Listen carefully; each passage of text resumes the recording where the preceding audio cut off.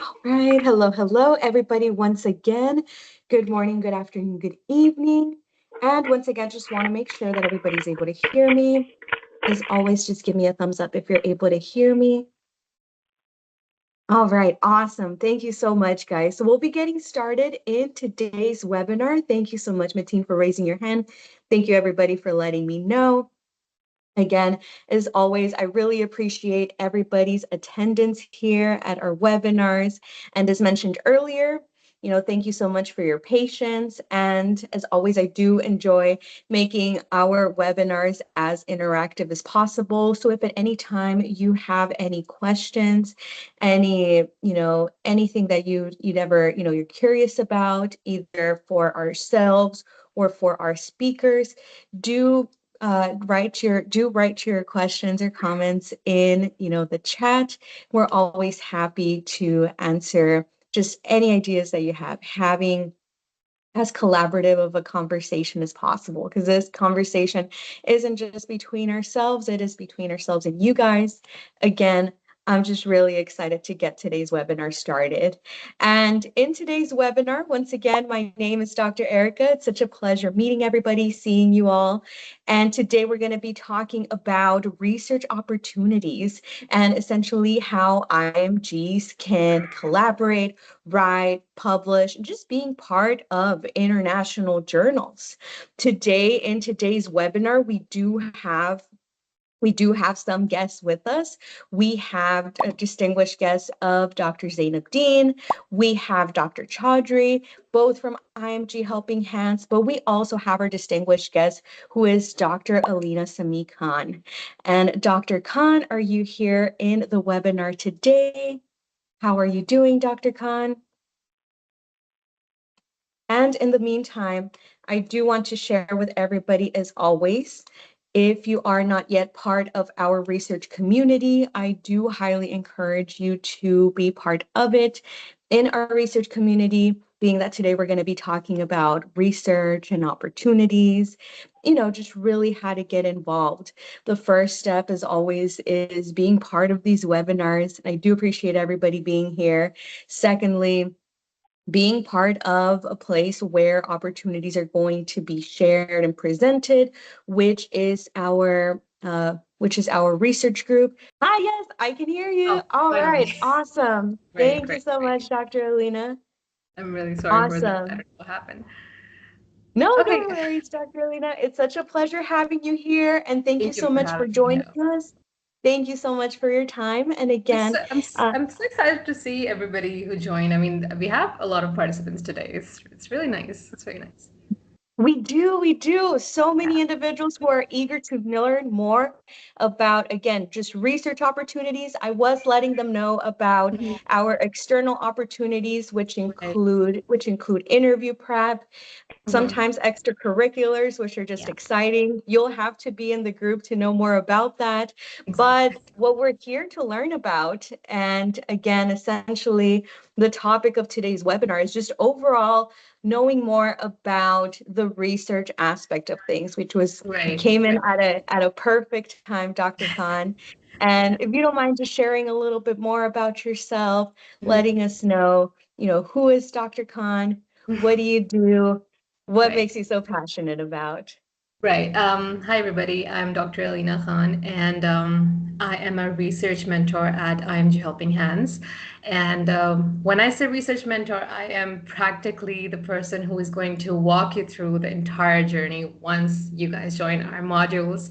And I've had almost about 5 years of experience with research, with several evidence-based research methodologies like meta-analysis, systematic reviews, narrative reviews, literature reviews, umbrella reviews, cross-sectional studies, even letter to the editors. So I started my journey with, I think, towards the second year of med school, and after that, it has been a complete roller coaster.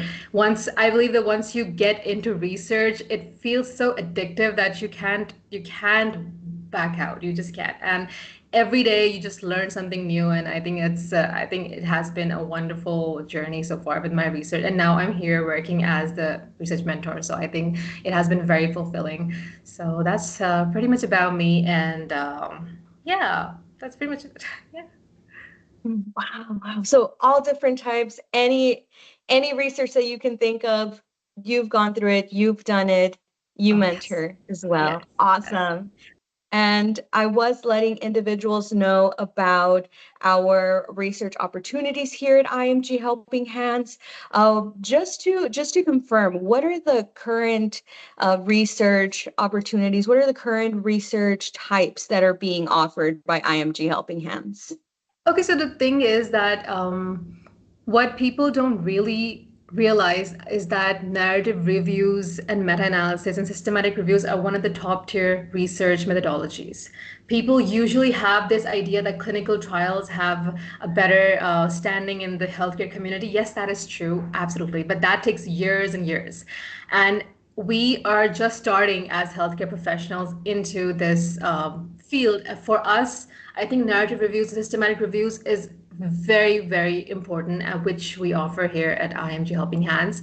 And we have, like I mentioned, we have the most, I would say, complicated yet the most giving type would be systematic reviews and meta-analysis. They're on the top of the pyramid, and they basically deal with, it's basically analysis of all of the studies and all of the data out there, which gives a very comprehensive picture of whatever pathology or condition or procedure or pharmacological therapy we're trying to deal with or we're talking about. So this is what we actually offer here at IMG Helping Hands. And the way the module actually goes is it's a very systematic module. You have a timeline lined down, you have objectives lined out, and you need to follow them strictly. And there is a constant correspondence by me, by other research associates, through it, by with each and every member on the group. And we make sure that we have about 2 to 3 sessions each week. So if it's like a 6 to 7 weeks module, we'll have about 6 to 7. We'll have 2 to 3 sessions each week to make sure to touch base with everyone, what they're doing, whether whatever they're doing is right or not, whether they're on the right track or not. And if they have any problems, we instantly, within a day or two, we schedule a session and I walk them through. I share my screen, I help them share their screens and make them literally hold their hands and make them do, okay, click this, okay, click that. And that's how I guide them. And that's how all of the mentors at research at IMG Helping Hands actually guide all of the mentees. And I believe, this is something very, I think it's kind of, it's a blessing for people out there who actually will be joining this organization, because when I was starting, I had nobody. So I would do these random courses out of Coursera and YouTube and whatnot. It was complete chaos. I was going through so much anxiety because I had no idea what research was, but I wanted to get into it. It had a ring to it because you see, this world right now, research has not research is not just something on your resume that makes you stand out as a candidate. It actually, you actually become recognized in a room full of people that previously did not know about you. I actually noticed a change in tone among people who I told them about that in my research. This is my research portfolio, and this is what I do. And I noticed that they started taking me differently. So this is what it is. Research in today's world is basically, it gives you an upper hand because it instantly places you among the top candidates in anywhere, in whether it's residency interviews or anywhere. And the thing is that in today's world, becoming a physician is not and should not be the only goal, because everything is evolving, especially ever since COVID. Things have emerged, so many opportunities have emerged, and for good reason, because I mean, things did go wrong because there wasn't enough research present for the vaccine. So that's why so many opportunities came out, like research fellowship. And for that, you need to have a couple of papers on your portfolio, on your resume, to actually give them some sort of security that if they take you into their organization, you will actually be producing good papers or helping them out with their researches. So one of the major opportunities is the research fellowship position, and which is basically that you join a specific lab with a specific primary investigator, PI, and then you lead their research or help them curate their own papers, whether they're reviews. Mostly there are reviews. Hardly there are clinical trials going on where research fellowship actually comes in. But and other than that, you can also join as the entry level roles in research as a research assistant, where you actually help coordinate the research trials with the coordinator. So there are a lot of opportunities opening up. And couple of years ago, actually, I came across some of the people who started their PhD without having to go through masters, and that was something that we everybody needs to know, that you do not need a master's in order to go for a PhD in healthcare. If you have a med school degree, you can instantly go to PhD if you have good researches on your portfolio. And PhD itself is so rewarding. They have a stipend. They give you work status. So I mean, these are a lot of things that open up when you think out of the box, that becoming only a physician is and should not be your goal. Like, what I like to think of myself as a physician scientist. So once you go into research, you actually step into those toes of becoming a scientist. So this is what basically is going on. And I think IMG Helping Hands is helping, genuinely helping all of the IMGs out there. I came across this organization, I think about 2 years ago when it started, almost started, and I was like, maybe maybe if this certain type of organization existed before when I was starting, maybe I would have been like 5 years ahead of in my research career right now. But it is what it is, and now I joined it, and I took some of your sessions too. Before becoming a mentor, I was one of the mentees, so I think it was a very rewarding experience. I mean, I have about 30 plus research publications, and everything that I learned here, or generally, it has always been, it has actually helped build my portfolio, which is so important, and especially in the residency match. See, everybody is giving step two, everybody is giving step three, everybody has step one, everybody has crazy amazing scores on their med school transcripts. What makes you stand out in the top 10 candidates is number of papers.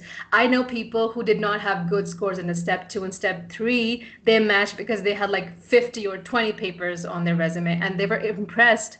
Those university-based hospitals were impressed, and they instantly went for those candidates. So IMGs specifically need this. AMGs might not need this because they already have an upper hand. Obviously, it's their country, makes sense.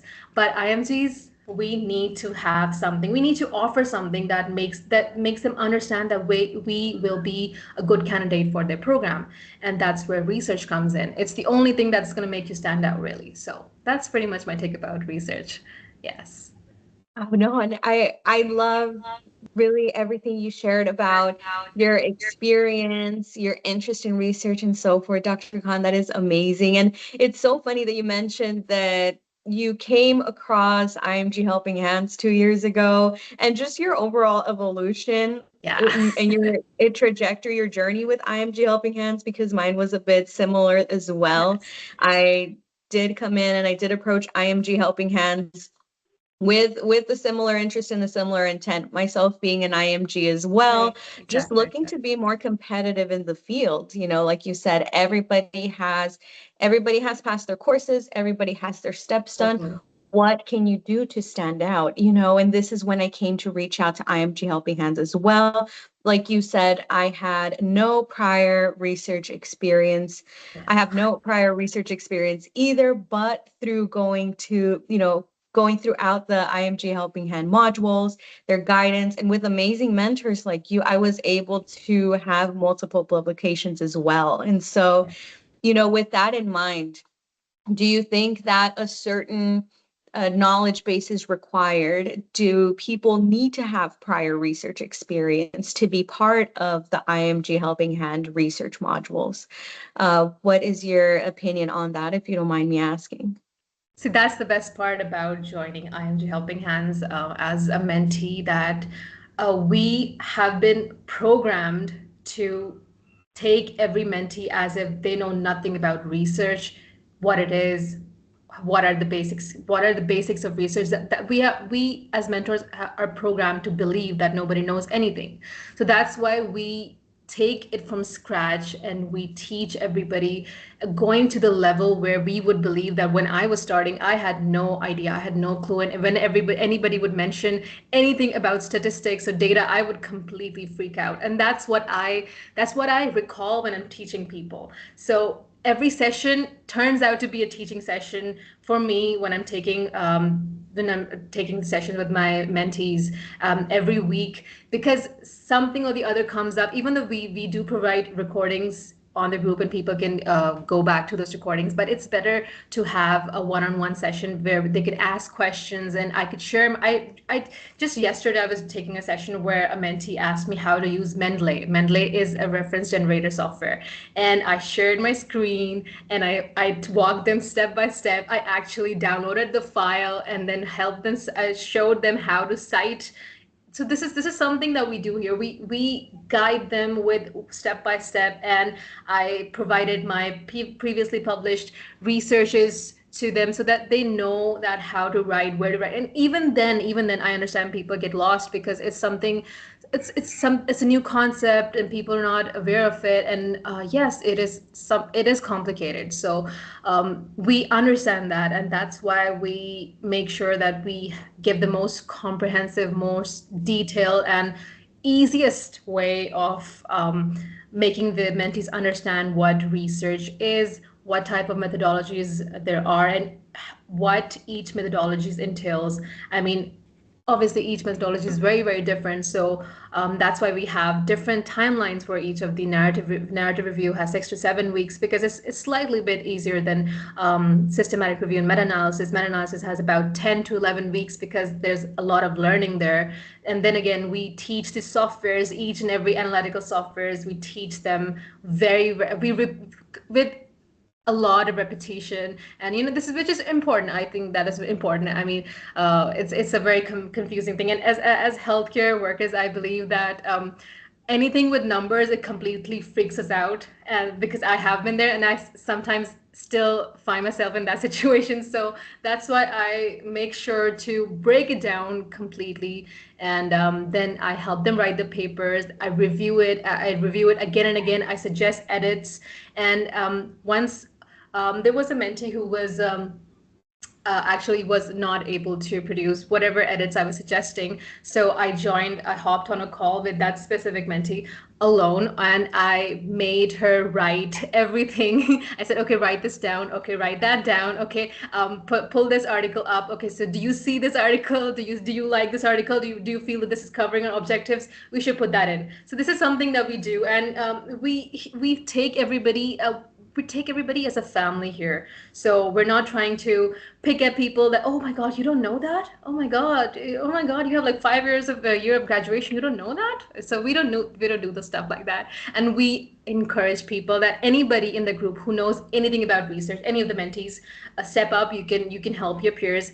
If I'm not available, which I am, we are actually supposed to answer to all of the mentees within 24 hours of any of the queries that they've put down on the group. So I am mostly there, but if I'm not there instantly, so I encourage other people who know anything about research to help those who don't, because it is a field where you can easily get lost, and you can lose your train of thought easily. So this is what we basically do here, and this is how we make sure that whoever is coming in IMG Helping Hands, we're totally taking them as newbies or amateurs who know nothing about it. So this is we take each mentee coming in IMG Helping Hands as first year medical students who have no idea what they're getting into. So that's pretty much it. Got it. No, and I love that you emphasize that, Dr. Khan, because again, looking back, I'm looking back on Erica before research, and I do appreciate that you emphasize just the overall encouragement and the familiarity aspect of it, because I think that is actually something that really made me hesitate in pursuing research as a medical student, as a medical Yeah. professional, because as you said, I would apply to other facilities, I would apply to programs, and everybody, yeah, understandably, is asking for past experience, but sometimes that question would be approached in a way that just didn't feel welcoming, and it Yeah. just really made me feel like I didn't belong, Hmm. and again, that just kind of overall made me hesitate, sometimes even discouraged me.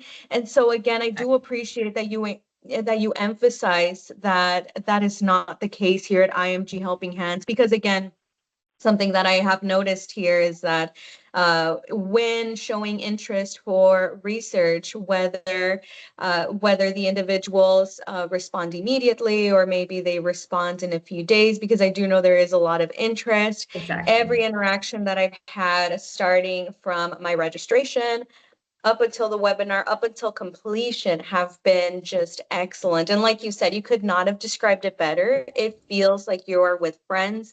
It feels like you are working Exactly. on this with family. It is a very welcoming and encouraging environment. Exactly. And I think the best part, you get the best of both worlds because you get that sense of familiarity, of collaboration, and at the same time you're doing it with the common goal of publishing, and you do publish in high index journals. But again, just I think scaling it back a little bit. I know you mentioned that these opportunities might be more ideal for certain individuals than others. Again, going back to pre-research Erica, I think one of my first questions would be is, if I was pursuing research for the first time, just really, what would be the best research type for me to pursue? Would it be meta-analysis? Would it be systematic? Would it be like, how can I go about what research style is best suited for my professional pursuits, you would say, Dr. Khan? Okay, so what I believe, based on my experience and what I've seen in mentees in this organization and in another organization that I've worked previously, is that narrative reviews is the best way to go. It is the best way to start. It will give you a head start in research because it's basically like a book, a chapter that you're writing. So it actually brings you closer to how to write a scientific paper. It is so important to know that the scientific language that we pursue here while writing a manuscript is so different than any other writing out there. And you need to know a certain tone. You need to know what type of words to be used, and you need to read a couple of papers in order to do that. And when you are doing the narrative reviews or the literature reviews, you have to read about so many papers, and it actually so once you when I actually give this example to a lot of people. When you're watching a show, okay, if it's a British show, you will notice yourself using those British accent right there. Okay, so this is what I see. This is what I see in research. When you start reading a lot of papers, which you do in narrative reviews, okay, you pick up on the tone. You start using that tone even in your text messages, in your emails, and which is so important. And I believe that is the best part. Narrative review is the way to go, and it's going to break you down till the core of research and help you write everything. And it's actually going to open a whole new world for you that you never knew existed. You will come across so many papers, so many studies, and you will actually read those, and you will understand, oh, this is how it works. So okay, so this is how it can work too. So there's I would always suggest anyone who is starting research to go for narrative reviews. When I was starting, I had no opportunities like IMG Helping Hands to join these kind of organizations. So I went with letter to the editor, which is was not good at all because even after doing the course and writing the paper, I had no idea what research was. And then I found a person on LinkedIn who actually mentored me and helped me write a couple of narrative reviews. And I think till date I'm really thankful to her. She was a PhD candidate and she really helped me to write my narrative reviews, and that's how my journey began. And I think all of the people who are starting research for the first time should definitely go for narrative reviews, which our organization offers. We have the 6 to 7 weeks courses, and we have predefined topics which we try to make them as novel as possible, that they haven't been done before. So it gives us a little bit of an edge in getting those published to all of these prestigious journals, international journals out there. So yeah, that's pretty much it. And just to confirm, I know you mentioned, again, I know we also touched up on the collaborative nature of being part of the research modules. Just to confirm, again, I'm going back to pre-research Erica, not knowing what to expect. If I've never done a research module with IMG Helping Hands, is it going to be just you and I? Is it going to be yourself and a group of people? Everybody is writing, is that correct? Do you mind walking individuals Yeah. through, again, the expectations of a participant in one of the research modules, as you mentioned?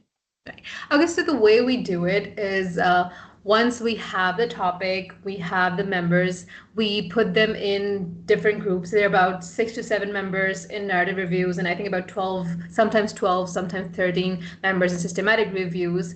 And for me, each of the mentee out there in the group is equal, whether you are a PhD candidate, whether you are a physician, whether you are a student, whether you are a Bachelor of Science student, completely starting off, you are absolutely equal to me and to all of the mentors out there. And so the way we do it is we predefine the objectives for the mentees already. We choose a topic for them. They only choose the niche of medicine they want to do their research on, and we pick out the topics and everything. We do the literature search and everything for them, so it's easier for them to start it, because I understand that this is a very bumpy ride when you're starting, so it's better that we lay down these things for them. After that, we have several orientations and several lectures every week. There's about 2 lectures apart from the ones that I do sessions. There are proper lectures out there, who are which are scheduled by which are actually conducted by these amazing physicians out there that teach about narrative review and a lot of other stuff. So the way we do it is we make sure that we lay down the objectives, and then we divide the task. I lay down those objectives, and then I put a poll up on the group, and whoever feels comfortable in whatever section they want to take, whether it's the introduction section of a research, the method section, the discussion section, whatever they feel, even if they know nothing about it. That's what I encourage everybody. Even if you know nothing about it, even if you just like the word that's written discussion, just select it. I will help you. I will guide you how to write it, how what are the parts of this specific section. So this is basically how we go. And after I think about 6 or 7 weeks, which is narrative review, and then 10 to 11 weeks a systematic review and meta-analysis, we they when they have produced the manuscript, all of the members, with my help obviously, I review them, I suggest edits to them, then they do those edits, then I review those edits again, then in the end I end up editing the whole manuscript all on my own, because I understand it's something new for them. So there are a couple of things that are not exactly right. So then after that, we are supposed to send the manuscript to the IMG Helping Hands team, and they review it again. So there's a lot of reviewing process going on, which only makes the manuscript more credible for the journal to actually go ahead and choose to get it published. So that's what we do, and then we submit the journal, just submit to the journals, and I make sure that we maintain correspondence with the journal, whatever their reviews, whatever the reviews that they're suggesting, whether they're reasonable or not, because some of the journals do completely actually put down unreasonable reviews, and then I get into this quarrel with literally with the journal, that this is unreasonable. No, we're not going to do that. So this is something that comes with experience. You feel the need to do this in this field. So this is how we actually go. And this is it's a very, I think it's a very giving journey and a very rewarding journey for any mentee that joins the IMG Helping Hands. You come in as absolute newbies, you know nothing about it, and when you walk out of the module at the end of 6 to 7 weeks, and when we have submitted to the journal, you feel so different. I think it's been 3 weeks I've been working with this group, and the way they were talking to me in the recent session compared to the first session, I could tell that they now know so many things that they didn't the first session.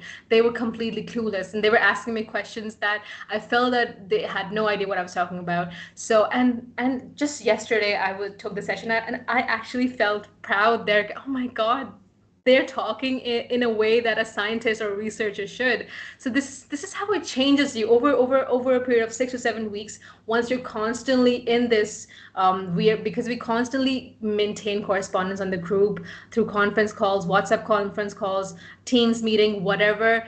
Even if so, yeah. There's one more thing, because there are people from all over the world. Some are from the Africa, Asia, the European, the North American, the Australian. So there's a huge time zone that I need to cater to. So for that, I make sure that I have two meetings, the exact same meetings for two different time zones, where I discuss the exact same things. So in order for each mentee to actually, just bring up their queries, any problems they have, they could discuss with me and teach them whatever I was teaching. So they don't have to go through the entire going through the recording again and again. So that's what I do, and other mentees, other mentors also do that. With we have two separate meetings for two different time zones, and which is, I don't think any other organization does that. I have worked with another organization, and there was no system, there was no discipline, there was no timeline to be maintained. So I really appreciate the even the work environment is great here. So this is something that is something how we do and how we walk each mentee through, from the conception of the idea to publication in the journals. Mhm, I mhm. hope I answered your Wow. question though. Yes, yes, no, definitely. You definitely did, Dr. Khan. And one of the biggest questions as you were going through again your involvement in the research itself. I am seeing here excellent questions being brought up by Jay. And before we get to the submission itself, I do just kind of want to bring up another common question that I receive whenever I speak to students. Um, Individuals who I speak to regarding IMG Helping Hands, people who are being newly introduced to the organization. Again, as you mentioned, or excuse me, other styles of research can take over years. The Right. timely investment can be very great, understandably Exactly. so. And so, again, a question that is often presented to me by individuals is really, what is the timely investment that one can expect with these research modules? Can you be a student and do this? Can you be studying for boards and do this? Can you be working as a physician and doing this? You being a mentor, you being on the other end, seeing how students are working and just really seeing Yeah. their overall confidence levels evolve. Yeah. How do you see students' timely investments being incorporated into this research? Right, that's a very good question, because I have been through situations where I was going through my boards exams and my USMLE steps, and having to do research. It actually was taking a toll on me and my preparation for my boards. So yeah, this is a very good question, because I'll tell you something. When we're dealing with the research at IMG Helping Hands, the modules that we have, we lay the timeline down. We by properly we by probably actually going through what research, whatever research methodology, how much time it might take, and how much effort it might take. So when we have like 5 to 6 members and we divide the tasks, it actually comes down to almost like 1 hour or 2 hours per day for a mentee, and which is I think great. I mean, anybody can do it. I was just making my timetable, and I was thinking that I don't have time in a day, so I'm also doing other projects and taking so many groups and everything. So how do I lay down my timetable? And when I made the whole sheet, I came across that I was only giving like 2 hours a day, which is nothing. in the whole day, or actually 1 hour in a day to actually write the papers, review the paper, edit them, submit them. It's a very smooth and swift process when you actually get into it. It seems very, very intimidating. I know that it does. You feel like, how can I write this paper that's like 6 pages long with like 9,000 words and figures and tables? But no, because the each and every task is divided equally among all of the mentees. There's a constant deadline that that everybody needs to follow, and we strictly ask the mentees to adhere to those deadlines, because it's important. Because if one person is not meeting the deadlines, the entire group's timeline is going to be completely messed up. So this is how we maintain it. And when you're writing the paper, it doesn't take a lot of your day. You can reduce like 2 episodes of your favorite show from the day and write a paper, which is actually going to be rewarding for your career. So that's how I tell myself, stop Netflix. You can do this. You can take 2 hours out and you can write the paper. So this is something I feel like it's easily doable. And when you know that the goal is to become somebody, and you have those goals laid down in your head, you can easily make time for it, even when you're studying for your boards. I mean, obviously, if you're about like 2 weeks or 3 weeks closer to your exam, so yeah, you can tone it down a little bit. But I think other than that, it doesn't really, you know, it doesn't affect any of your board examination preparation or anything really. So that's what I believe. That's how I've seen in the last 5 years that I've been working on research and with other mentees. Nobody has ever come up to me and said that I have an exam tomorrow, so I can't write the paper. People usually just, I make sure that I come up with deadlines that is actually reasonable for everybody, because I understand people are physicians, they're students. So you actually, we examine what kind of mentees we're dealing with, and then on basis of that we give the deadlines and the tasks. This is what we do here. Actually, it's a lot of thinking process going on for the Yes, people who yes. exam. Yeah. No, definitely. And it's part of that tailored mentorship that you offered. Again, something that I do like to mention to students is that no two groups are going to be receiving the same No. experience. The only thing everybody is going to have in common at the end of the day is the publication itself, having the Exactly. having the publication on your CV, but everybody goes through this differently. And again, speaking to students, the most common question for me is, again, can they incorporate it into their work schedules, their study Hmm. schedules, and so forth? And I'm really happy to hear, this coming from a mentor, from one of our research mentors, because Yeah. myself, speaking from experience, it would take me maybe about an hour or two on a daily basis to contribute. Exactly. I wouldn't have to clock in 8, 10 hour, Exactly. contribution, so to say. But it's really, again, encouraging hearing this from the other end, from a research mentor, somebody who sees many people, mentors Yes. many people, and on average, again, you essentially share the same sentiment that it takes maybe about a couple hours at most. Like you said, a Netflix episode worth of work, which Yeah. I think is an excellent way to put it. And no, and it's amazing. And, just as you're going through the research writing, again, I love just how extensive the proofreading process is, and Yes. again, just to ensure the most optimal outcome for students and so forth. Going into Jay's question, and again, this is another question that is often presented to me by students. In addition to time and money are the biggest things for students, because again, everybody's busy studying or working, and again, timely purposes are are the journals that the manuscripts are submitted to, are they free journals? Do they cost money? Do we as mentees have to pay to publish? What is the investment when it comes to the publication process, if you don't mind me asking? Again, somebody being from the other end, how do you go about choosing that? I'll tell you something. I have 30 papers and I have never once paid for a single paper publication, because there are so many journals out there that have no article publication charges. And you just need to have the right amount of power, just right amount of surfing the internet power to actually come across these journals. And I think over years of experience, you actually find a way how to do that there. And there it's very actually easy to go ahead.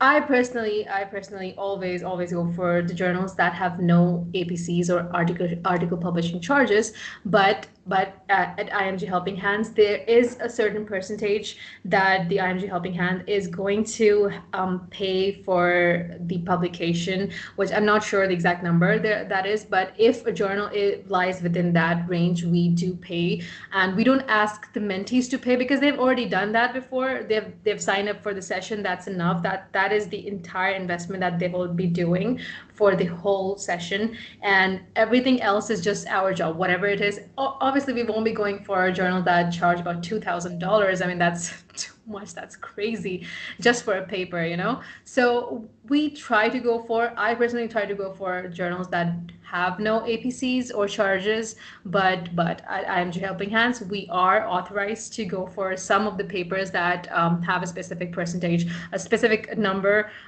which I'm not sure about. So That we sounds do that, good. and I have a list of journals, and I have these search engines and databases where you can find those journals, and it's very easy to find. People think that in order to have a good research or impress somebody with your research papers, it's important that they're published in big journals which with $3,000 or $2,000 of APCs, but that's not the case. There are so many journals that offer waivers which people don't know about. You just need to ask. You just need to email them. I got my paper published for free at Annals of Medicine and Surgery, which I think charges something, and BMJ because of the waivers. You just need to reach out to them, put the right words into your email, and convince them that your paper is going to make a change in the healthcare community or in the medical literature out there. And yes, they actually do end up giving waivers because nobody is going to be paying all of that money, really. So that is what um, my take is on this APCs and charges for the journals. And yes, no, mentees do not have to pay anything after they're signing up for their sessions. That is enough. That is enough Wow. for them. Yeah. No, and I appreciate the relief, Dr. Khan. Again, just hearing it from somebody on the other end, being, Yeah. from one of our own research mentors. Again, from my past experiences, thankfully, I've never had to pay Mhm. for the publication fees. I know there are other organizations that might incorporate that later Yes. on, but Yes. again, as you said, just the investment of being part of these modules is more than enough. Right. Likewise, the fact that that's taken care of by IMG Helping Hands is just excellent. Yeah. All you get to do is just write, practice your Yeah. writing and so forth. And again, I really appreciate just the overall emphasis, the welcoming essence that you have and that you've really portrayed throughout, presented throughout this whole presentation, Dr. Khan, because again, at the end of the day, it all comes down to asking, you Right. know, if somebody doesn't ask, how are we going to know? Because again, that was another one of my reasons to hesitate to pursue research. People would Mhm. tell me you need to pay thousands of dollars. And Exactly. I personally do not have thousands of dollars for, I don't have that A to publish. I'm paper. sorry. Yeah, no. So the fact that there's waivers out there, the fact that IMG Helping Hands takes care of this, again, that just gives me further relief in Yeah. knowing that, just how available the organization is in Right. helping individuals succeed in attaining publications and so forth. Mhm. And the fact that you can even suggest your own journals, like you said, Yes. being part of the Annals of Medicine and Surgery, if there's a journal that you want, there really is no limits, it seems, here with IMG Helping Hands, which is really my favorite part about Yeah. it.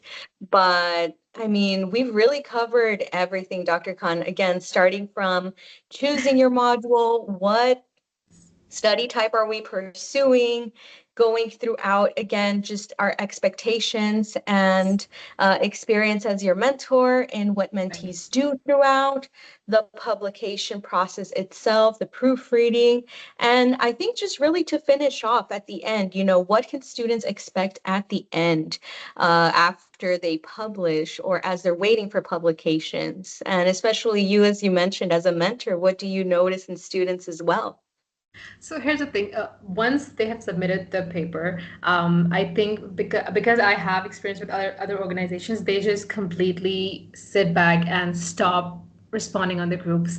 But we are supposed to keep each and every mentee updated that this is the status of the manuscript now. This is what is happening now. Even if nothing is happening, we need to let them know this is what is happening. How these many days have passed by. We are in constant correspondence with the journal. Don't worry, we'll get it published. Yeah, we'll submit here. We'll submit it here. The if journal, which the journals always do, they have something just they suggest edits, even if it is completely pointless. They do that. So we have to deal with them, and I make sure that I am actively involved with all of the edits the journals are suggesting and making everybody follow the deadlines. And if people cannot do that, I do it myself sometimes because I mean I want the papers to get published. I think last week we were supposed to get an abstract submitted at AHA. I think it was October 16th, and I remember.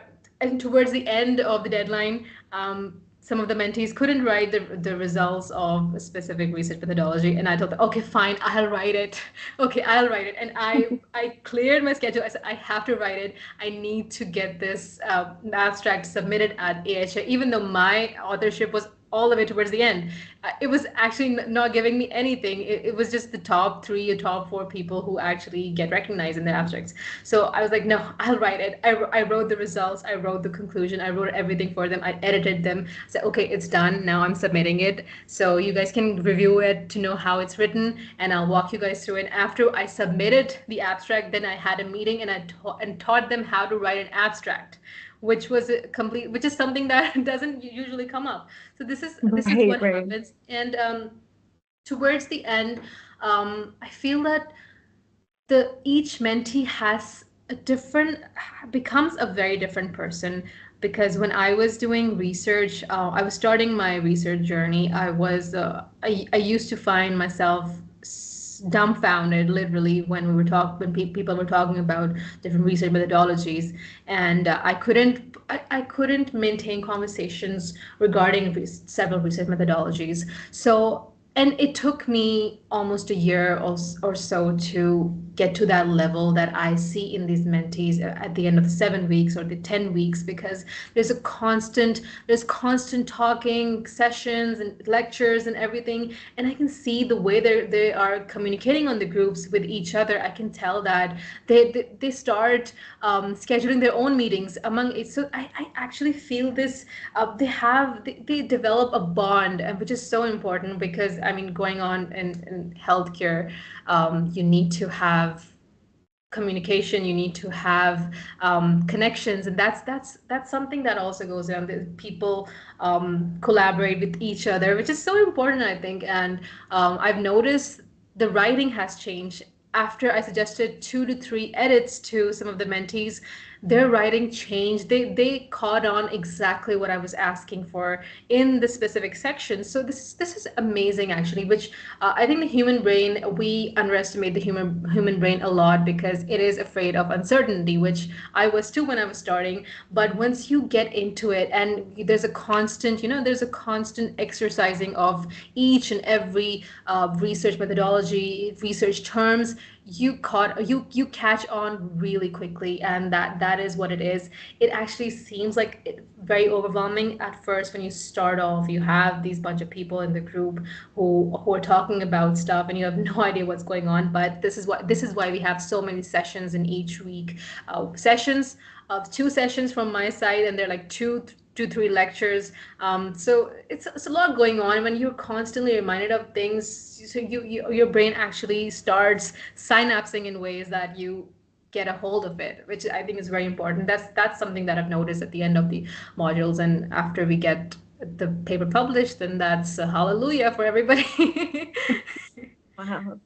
No, that's awesome. That's awesome, Dr. Khan. And again, I really do appreciate you taking the time to detail just really every step of the Yeah. research process here at IMG Helping Hands from the perspective of one of our mentors. Again, having seen so many students go Yeah. through your modules, you having done many papers as well, just really the way you advocate for students, the way Mhm. you're available and accessible to Exactly. students, and again, like I said, just the overall encouraging nature, I think is just amazing.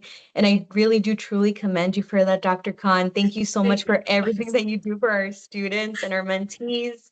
And I'm checking your questions. Mhm. I know we are a little over time. So just kind of briefly going through the questions here, that are being mentioned.